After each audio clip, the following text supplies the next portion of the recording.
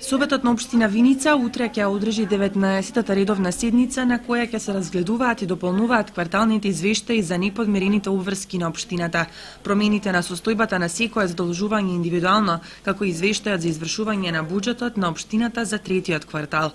Советниците ќе го изменуваат и дополнуваат и буџетот на ЕЛС Виница за 2014 година.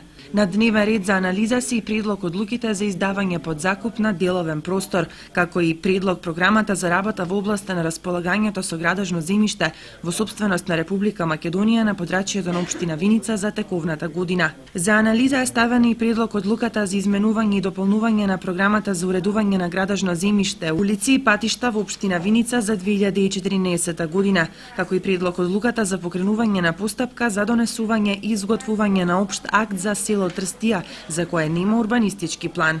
Советниците ќе анализираат предлог одлуката за покренување на постапка за изготвување на урбанистички план во населено место за изградба на зона за специјална намена за христијански гробишта и верски институции, како и извештајот за здравствената безбедност на водата во село Пеклани, село Крушево и село Драгобрашта. На точка на дискусија ќе биде извештајот за финансиското работење на јавното претпријатие Солидарност Виница за периодот од 1.1. до 36. оваа година, како и определување на имиња на ново проектирани улици во Виница. Редовната седница е закажана за утре со почеток во 11 часот во салата за состаноци при општина